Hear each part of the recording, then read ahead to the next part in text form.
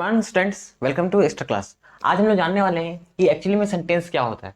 Okay, तो before मैं इस लेक्चर को स्टार्ट करूं, मैं आपको एक छोटा सा क्विक रिव्यू दे दूं कि इस वीडियो में आज हम लोग क्या डिस्कस करने वाले हैं।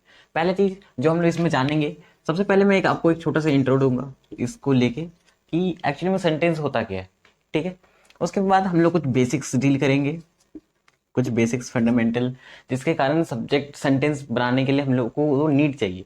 ठीक है, लाइक सब्जेक्ट क्या होता है, वर्ब क्या होता है, ऑब्जेक्ट्स क्या होते हैं, कॉम्प्लीमेंट क्या होता है। ओके, तो ये सब जानने के लिए आपको आज मैं बताऊंगा। ठीक है, अच्छा चीज जो मैं आपको बताने वाला हूँ वो है कि टाइप्स।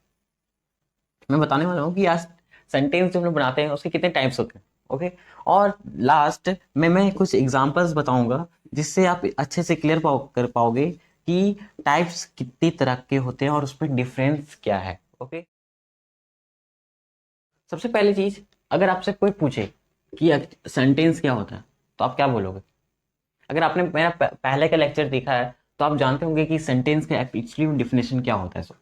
ठीक है, सब बोलते हैं कि सेंटेंस क्या है, तो ग्रुप ऑफ वर्ड्स है जिससे कोई मीनिंग निकले। लेकिन जरूरी नहीं है कि हमेशा ग्रुप ऑफ वर्ड हो। सो अगर आपके पास एक वर्ड भी है और उससे आप किसी को अपना फीलिंग शेयर कर सकते हो तो that is also a sentence. Okay, तो वर्ड और ग्रुप ऑफ वर्ड्स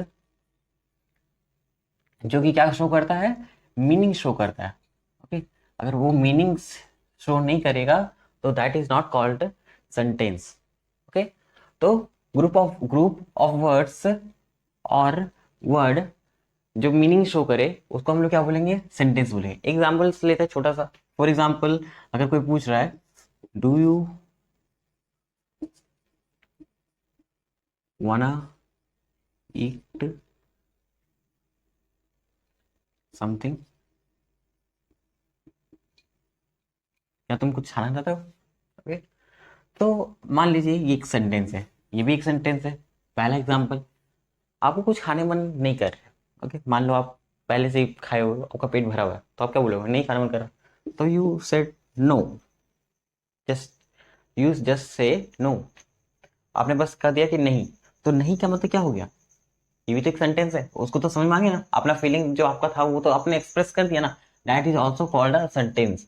ठीक है, तो पहला चीज जो इंट्रोडक्शन था कि सेंटेंस एक्चुअली में क्या होता है, तो ग्रुप वर्ड हो सकता है या ग्रुप ऑफ वर्ड हो सकता है जो मीनिंग शो करे, that is called sentence. Okay, second चीज जो हम लोग जानेंगे वो है कि बेसिक्स। किसी भी चीज का अगर आप बेसिक्स नहीं जानते तो आप कहीं ना कहीं जाके एक दिन जरूर फंसोगे। इसलिए ये क्लियर करना बहुत ज्यादा जरूरी है कि सेंटेंस के बेसिक्स क्या है। आपको याद होगा मैंने पिछले लेक्चर में कुछ बताया है कि अगर सेंटेंस जो होता है वो कैसे बनता है।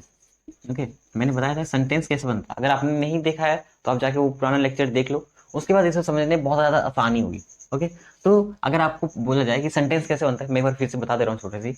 ओके, तो अगर सेंटेंस कैसे बनता है तो उसके लिए मैंने बताया था कि सेंटेंस दो चीजों से बनता है, एक टेंस प्लस दूसरा है स्ट्रक्चर। ओके, अगर मैं आपसे पूछूं कि मैथ कैसे बनता है तो आप बोलेगे मैथ कैसे बनता है, दो चीज चाहिए। क्या चीज चाहिए, पहला चाहिए नंबर, दूसरा क्या चाहिए, फॉर्मूला। ठीक है, फॉर्मूला रहेगा तभी तो बना पाओगे। आपको बोला जाएगा कि ए प्लस बी का होल स्क्वायर बताओ, तो ये फॉर्मूला जब तक आपको याद नहीं है तब तक आप नहीं बना सकते मैथ।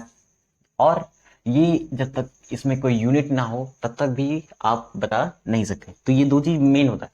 उसी तरह जब हम लोग सेंटेंस बनाते हैं तो उसके लिए क्या चाहिए, टेंस चाहिए और एक स्ट्रक्चर चाहिए। ठीक है, टेंस यहाँ पे एक टाइम को भी डिनोट करता है और एक वर्क को, ये दोनों चीज को यहाँ पे डिनोट कर रहा है ये कि टेंस मीन्स टाइम होना चाहिए और प्लस वर्क होना चाहिए।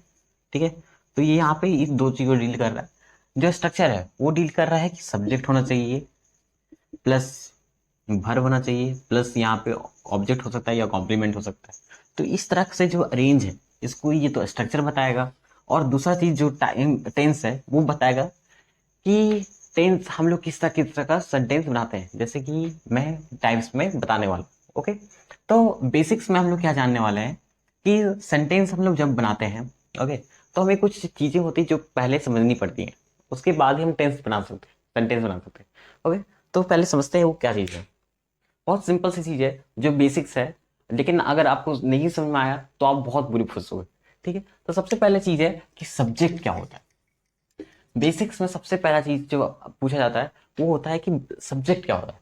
हमें हमें हमेशा लगता है कि हमेशा जो फर्स्ट वर्ड होता है सेंटेंस का, मान लीजिए मैंने बोला कि मैं अच्छा हूं, तो फर्स्ट वर्ड है, उसको क्या बोलेंगे, क्या बोलेंगे, हाँ वही बोलेंगे, आई एम गुड। और ये आई क्या है, सब्जेक्ट। बहुत अच्छा, सही जवाब है आपका। बट अगर मैं ये बोल दूं क्या मैं अच्छा हूं, तो क्या यहाँ पे भी यही बोलोगे कि हाँ पहला अक्षर है उसको ही हम लोग क्या बनेंगे, सब्जेक्ट मानेंगे? नहीं मान सकते, उस समय क्या हो, ये गलत हो जाएगा। ठीक है, उस समय क्या होगा, ये गलत हो जाएगा, ये एम यहाँ आ जाएगा और सब्जेक्ट तो जहां था वहीं रहेगा। ये जो सब्जेक्ट है वो सब्जेक्ट ही रहेगा, और ये कहाँ पे है, जहां पे था वहीं पे। आई सब्जेक्ट था, सब्जेक्ट ही है। तो कैसे समझेंगे कि सब्जेक्ट कौन है? सो ठीक है, ये बस फॉर्मूला बता देना सही कि सब्जेक्ट हमेशा आगे रहता है, ये गलत है। ठीक है, क्योंकि कभी कभी क्या भी आ जाएगा। अब तो एम आ गया, एम आई गुड, अब क्या एम को मार दोगे सब्जेक्ट, तो ये गलत हो जाएगा। ओके, तो आपको दिमाग लगाना है कि सब्जेक्ट होता है। दिमाग लगाना नहीं है कि सब्जेक्ट को फाइंड आउट करना है, दिमाग इसमें लगाना है कि सब्जेक्ट एक्चुअली में होता क्या है ये जान लेना। ओके, तो मैं बताने वाला सब्जेक्ट होता क्या है। ठीक, सेंटेंस में सब्जेक्ट क्या है कि वो काम करता है। ओके, सेंटेंस में सब्जेक्ट किसे बोलते हैं, कर्ता को बोलते हैं। ठीक है, सब्जेक्ट का मतलब ही होता है कर्ता। कर्ता मतलब कौन, जो काम करता है, सिंपल सा बात है। आपके घर में काम कौन करता है, आपकी मम्मी काम करती है। आपके घर में पैसे कौन लाता है, आपके पापा लाते हैं, हो सकता है आप लोग भी लाते हो। ओके, तो ये काम कौन करता है, आपके पापा करते हैं। उसी तरह तो कर्ता क्या होता है, सेंटेंस में काम करता है। ओके, जरूरी नहीं है कि वो हर समय काम करे। तो जैसे मैं बोलूँ कि मैं अच्छा हूँ, ओके, तो यहाँ पे बोलेंगे कि मैंने तो काम ही नहीं किया, मैं तो अच्छा हूँ।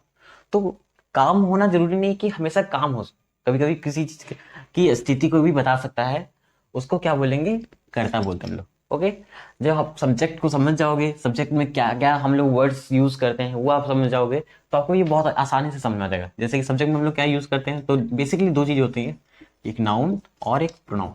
ओके, और भी बहुत सारी चीजें होते हैं, लेकिन वो सब इनडायरेक्टली घूम के फिर उसको यहीं आना है। ठीक है, ऐसा नहीं कहीं और जाएगा, सब सबको यहीं आना है। ओके, तो बेसिकली दो चीजें होती है, एक नाउन और एक प्रोनाउन। ठीक है, आई होप आपको सब्जेक्ट क्लियर हो गया हो। नेक्स्ट चलते हैं।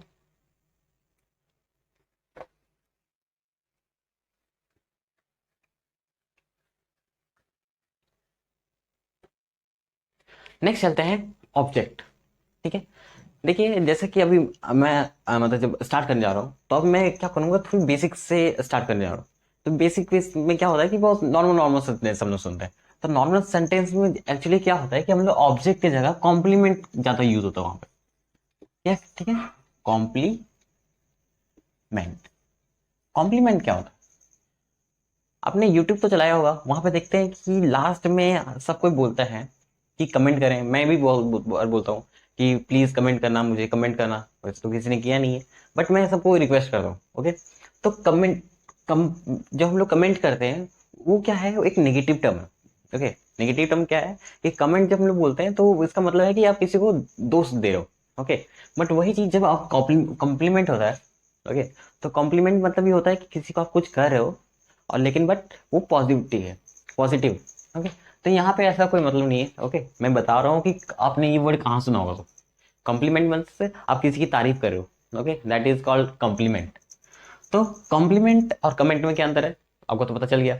अब देखते हैं एक्चुअली में सेंटेंस में उसमें क्या अंतर है। ओके, तो कॉम्प्लीमेंट क्या होता है, कॉम्प्लीमेंट होता है जो सब्जेक्ट के बारे में थोड़ा और नॉलेज देता है हम लोग को। ठीक है, जैसे मैं बोलूँ कि मैंने एग्जाम्पल लिखा था, मैं अच्छा हूँ, तो अच्छा क्या बता रहा है कि सब्जेक्ट के बारे में बता रहा है, सब्जेक्ट के बारे में थोड़ा और बता रहा है हम लोग को। हमें बताया कि आई एम बेटर नाउ, मैं पहले से, मैं अभी अच्छा हूँ। ओके, मैं अभी ज्यादा अच्छा हूँ पहले से मुकाबले, तो आई एम बेटर नाउ। तो ये बेटर नाउ जो आ रहा है वो क्या है, वो कॉम्प्लीमेंट है। ठीक है, या आई एम बेटर जो है इस यहाँ पे, ओके, ये बेटर क्या है, ये कॉम्प्लीमेंट है, क्योंकि ये क्या कर रहा है, सब्जेक्ट के बारे में थोड़ा और बता रहा है हम लोगों को। ओके, एक और चीज होता है जो ऑब्जेक्ट होता है। ऑब्जेक्ट को मैं अभी ये नहीं बोलूंगा कि ऑब्जेक्ट को मैं पूरी तरह से डील कर रहा हूँ, तो बस थोड़ा सा बेसिक्स बता दे रहा हूँ, बाकी मैं ये सब चीज को फिर से एक बार अच्छे से डील करूंगा, उसमें मैं बेसिक से एडवांस तक सब कुछ बताऊंगा इस बारे में, जिसको पढ़ने के बाद आपको बहुत मजा आने वाला है। ओके, बट अभी के लिए बस ऑब्जेक्ट जानिए होता क्या। ऑब्जेक्ट एक ऐसा चीज है, ओके, ऑब्जेक्ट एक ऐसा चीज है जिस पर असर होता है। मान लो मैं इस पेन से लिख रहा हूँ, तो क्या इस पेन पर असर हो रहा है? बोले नहीं सर, कैसा असर होगा, देखो तो पेन तो पेन है, जैसा था वैसा ही है, लेकिन असर हो रहा है क्या? इंक खत्म हो रहा है इसका। मैं लिखते रहूंगा लिखते रहूंगा लिखते रहूंगा लिखते रहूंगा, ऐसा थोड़ी है कि ये इमॉर्टल है, कभी खत्म ही नहीं होगा, नहीं ना, खत्म होगा। तो जब हम लोग पेन से लिख रहे हैं, तो मैं अगर मान लो पेन से लिख रहा हूँ तो पेन पे क्या हो रहा है? असर पड़ रहा है। उसी तरह ऑब्जेक्ट क्या होता है? वो कोई भी ऐसा चीज या कोई भी ऐसा नाउन या प्रोनाउन जिस पे असर पड़े उसको क्या बोलते हैं हम लोग? ऑब्जेक्ट बोलते हैं। फॉर एग्जाम्पल क्या हो गया? आई ईट फूड।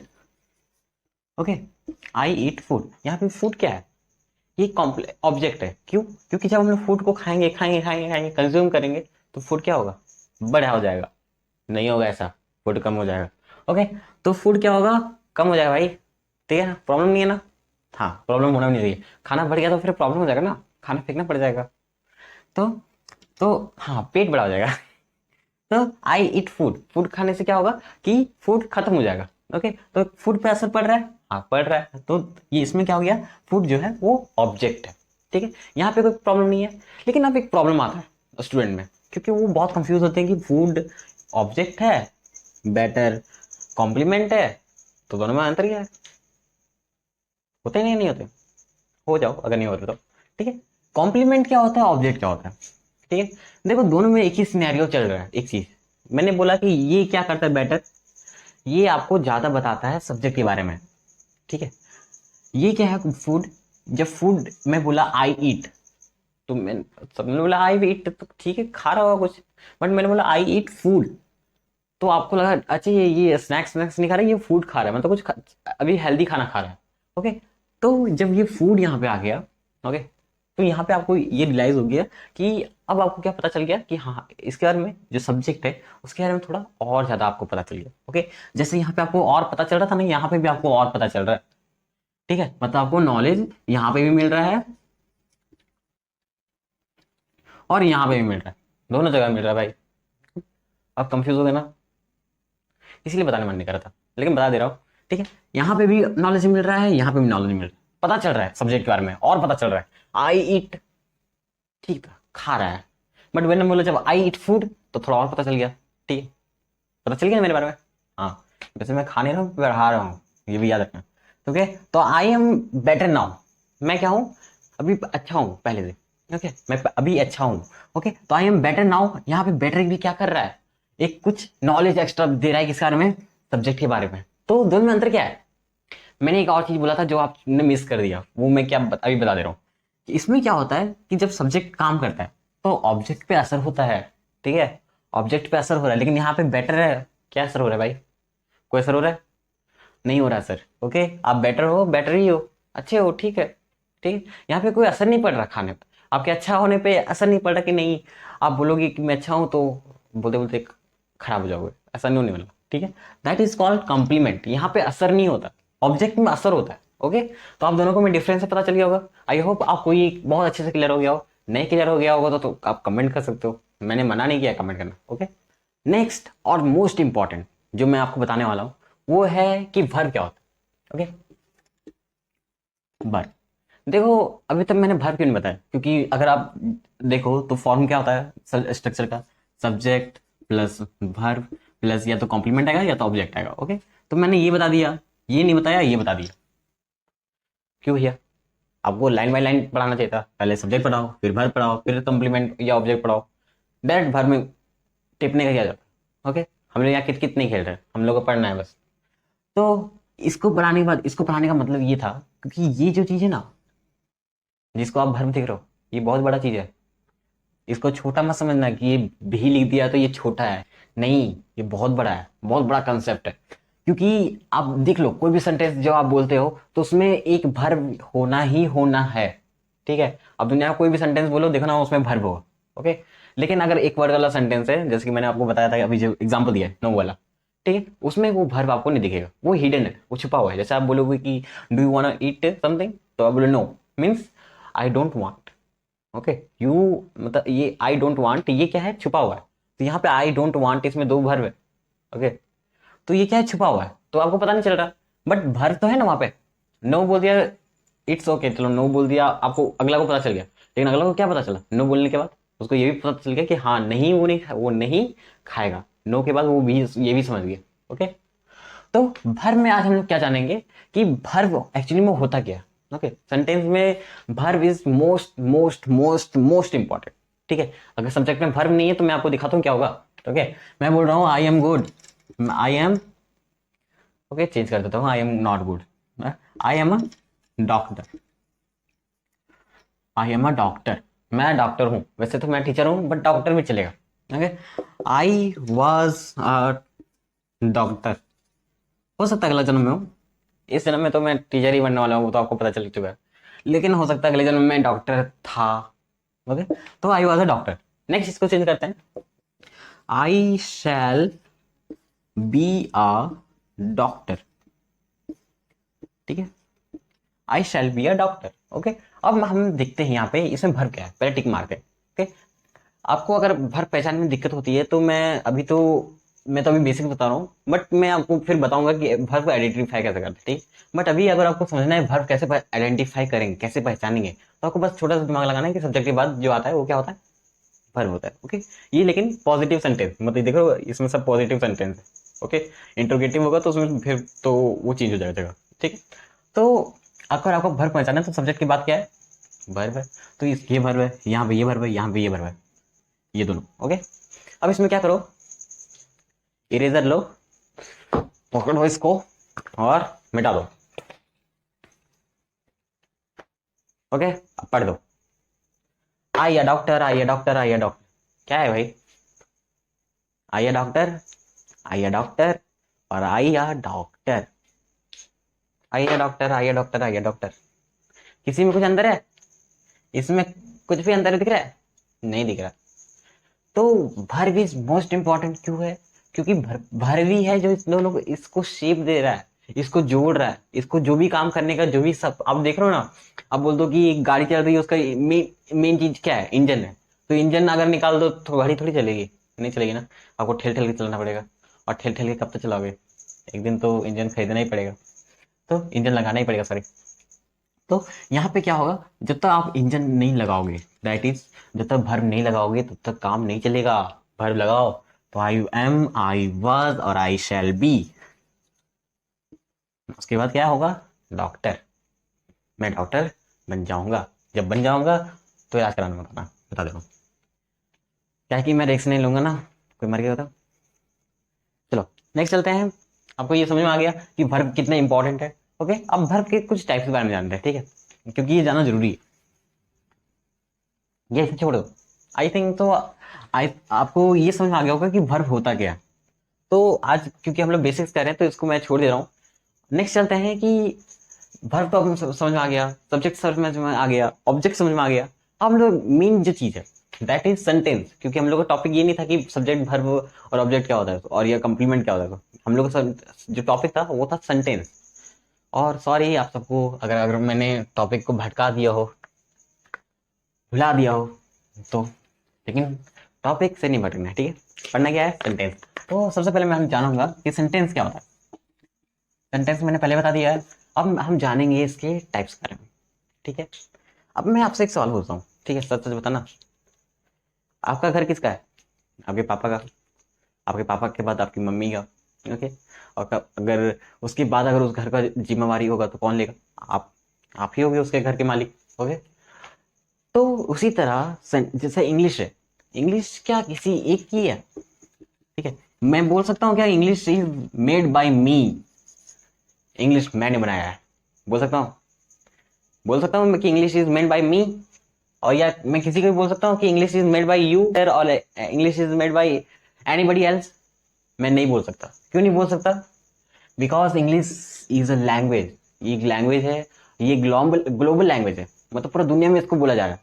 तो इसको पूरा दुनिया में अगर बोला जा रहा है तो इसका मतलब है कि इसका एक्सपेरिमेंट, इस लैंग्वेज पे कुछ नया करना, इसका एक्सपेरिमेंट पूरा दुनिया में चल रहा है। ओके, कुछ नया बनाना, कुछ नया करना। तो आप समझ सकते हो कि इंग्लिश जब लैंग्वेज है तो यहाँ पे हर दिन एक्सपेरिमेंट चल रहा है।